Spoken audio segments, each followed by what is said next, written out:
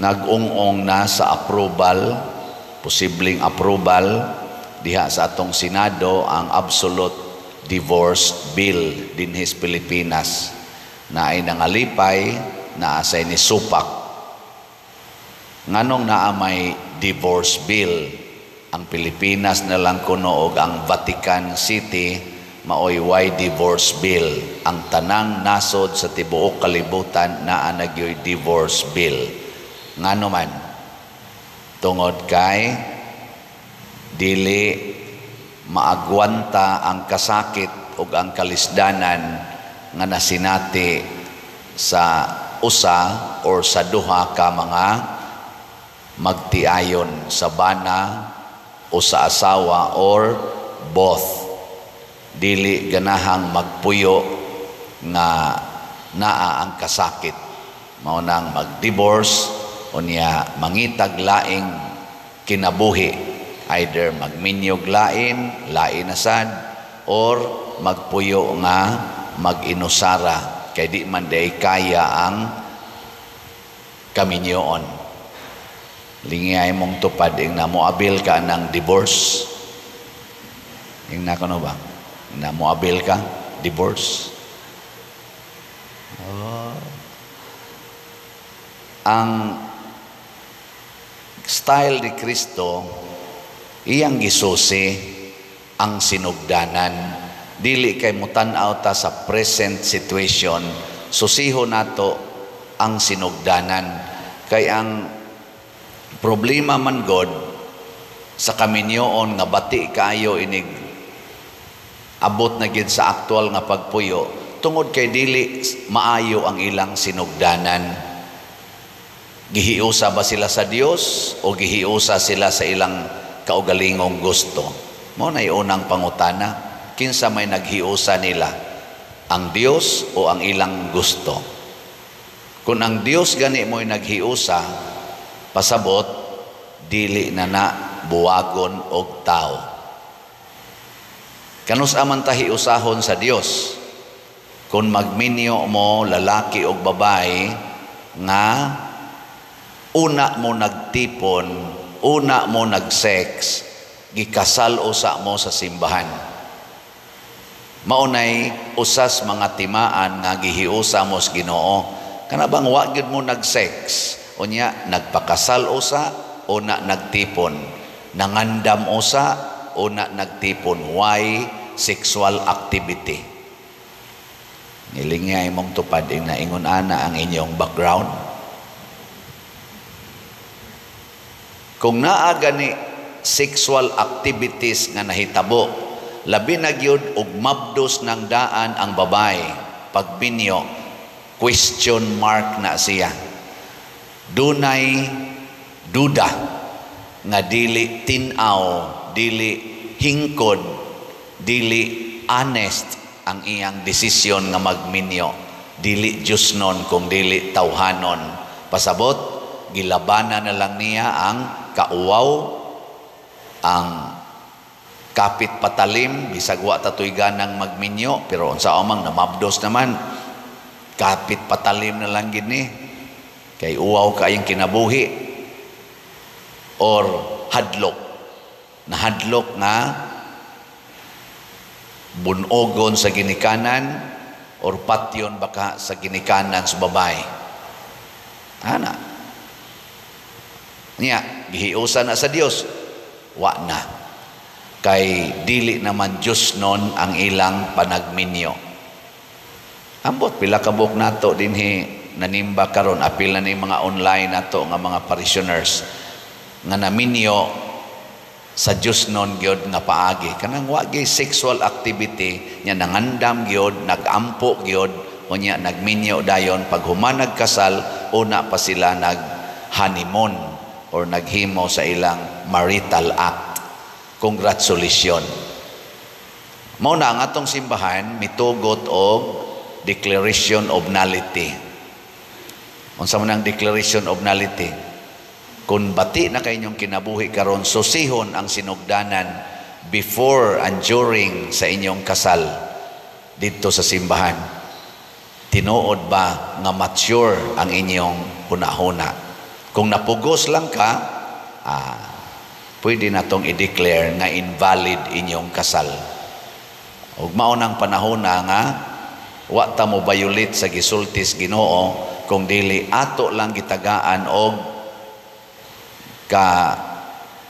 kuan ba kaning gitawag kamatuoran nga wa gidi ay kasal nga nahimo kay invalid ang ilang consent, ang ilang mga gipadayag nga mga pulong pakaron ingnon mo na diri gibutang diri, busa sultihan ko kamo nga bisag kinsa nga mobulag sa iyang asawa o sa iyang bana nga wala magluib kaniya.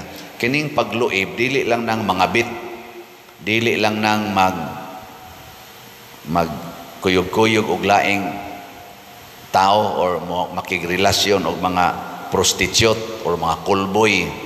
Kining pagluib pasabot ani before sa inyong kasal, basin og nangilad kang gasigi kag ingong oo, pero ang imo din kasing-kasing dili di ay pagluib na. Mura bag tapad gud mong duha, dawaton ba ninimo unsay tubag?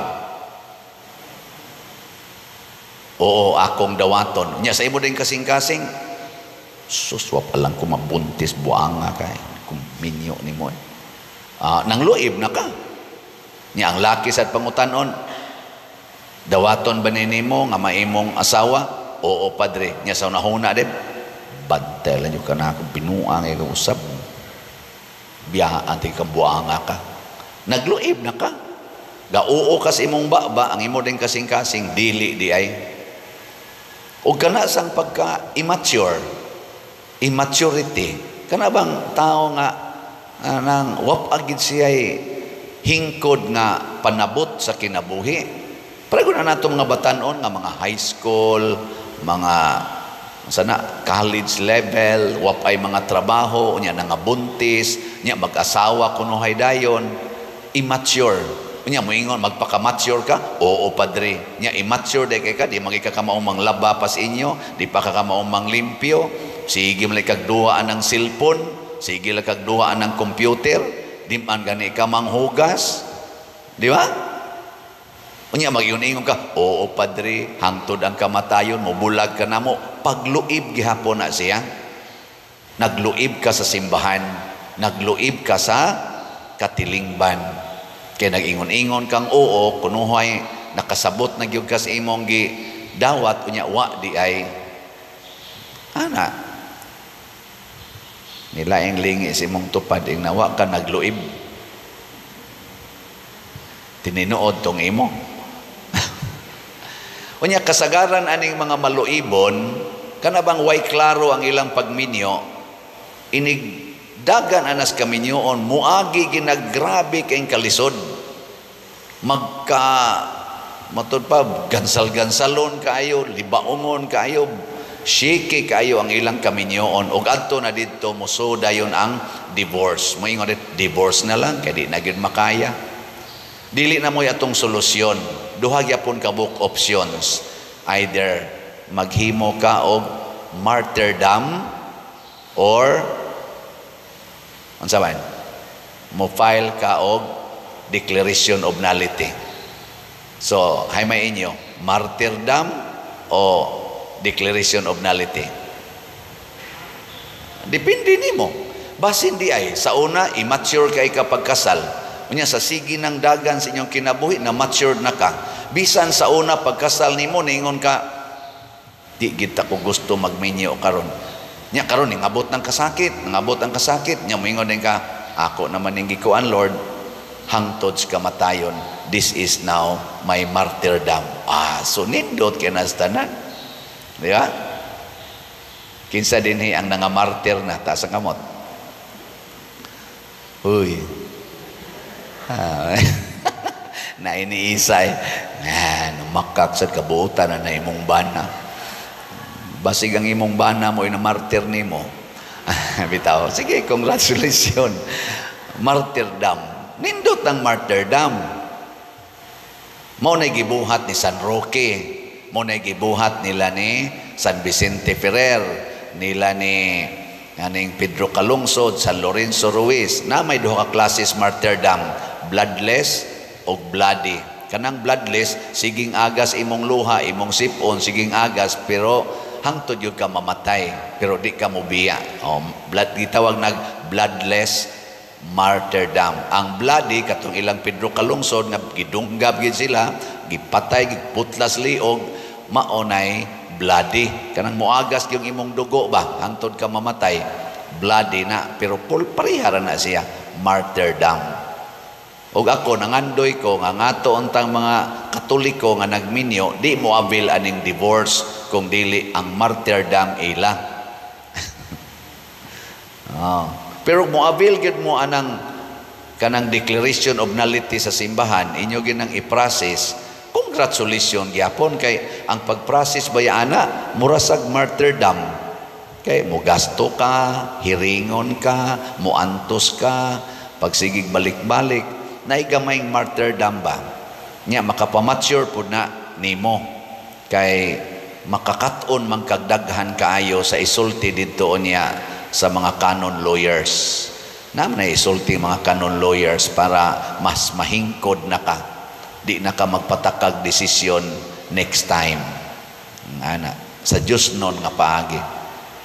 Muna sa atong unang pagbasa, matod pa diri sa gisultis Ginoo ngadto sa Israel, ako kang nakit-an nga hubo naglunang sa imong kaugalingong dugo, kay pag anak na nimo gilabay ka, wa gani ka putlis imong pusod. Ingon anak, kahugaw ba ang tao? Unya gialimahan sa Ginoo hangtod na himong dalaga, guwapa na kaayo, pero ang kabuang aning dalagaha ang Israel, gihimo niya ang iyang kaanyag sa iyang lawas nga mahimo siyang daotang babay, gidani niya ang mga lalaki nga mangagi sa iyang kabigaon. Pasabot, gigamit niya iyang lawas pag pahimulos sa kalipay nga kalibutanon. Motong gisilutan sa Ginoo, pero ningon ang Ginoo, pero ang akong saad nimo atong batanon pa ka, ako gitong tumanon.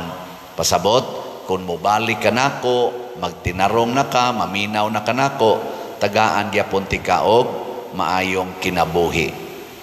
Muna ang pagbasol, ang paghinulsol, balik sa Ginoo, maunay makapanindot og balik sa atong kinabuhi. Kaya ang Ginoo ra man gyud makapanindot sa kinabuhi. Ang divorce dili makapanindot sa kinabuhi. Gani ang uban ni sangko ang naghikog, nagdepresyon, balik sa Ginoo. Maunay sakto. Sunda ang Ginoo, dili ang imong gusto. Bahala nagsakit, bahala makamatay, ug maunay gusto sa Ginoo, sunda na. Mahimog yung kang tinuod nga malipayon. Kaya ang Ginoo may mo panindot nato. Muna nitubag ta sa Salmo, nahupay ang imong kasuko aron paglipay kanako. Kung mubalik tas Ginoo, bisag nasuko ang Ginoo, mawagtang dayong iyang kasuko nato sa atong kadagkog mga sala, niya iya dayon tang lipayon.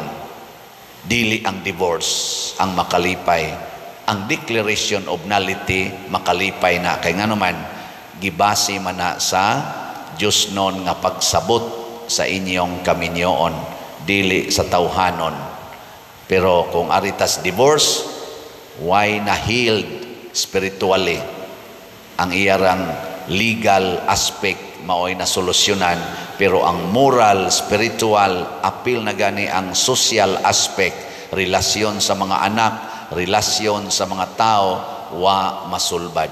Ang mga anak magkagot ang ipon, magsigig yaw-yaw sa mga divorced niya nga parents.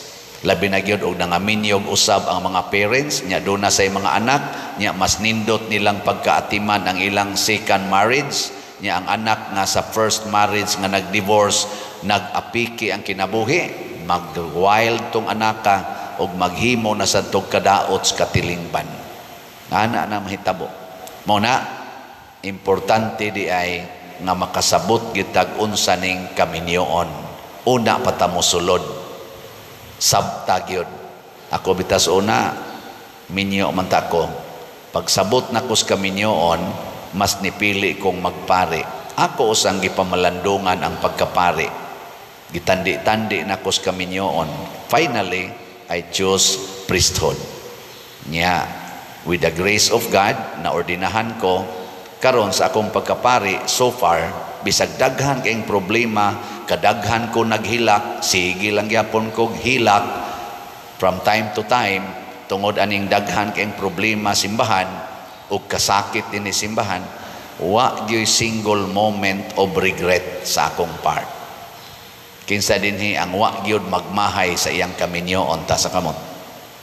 Nang wa gyud ka kasuway bang nagmahay ka, congratulations. Ang uban di ay gasige nag-ingon, may pagwa sipyat ko ani. Sipyat ko aning pagkaminyo ana. Ako wa gyud ko mag-ingon ana sa akong pagkapari, pero maghilak ko usahay sa mga kasakit o kasakitan. Pero why pagmahay? Mao na nindot. And that is true happiness. Nindog na ta.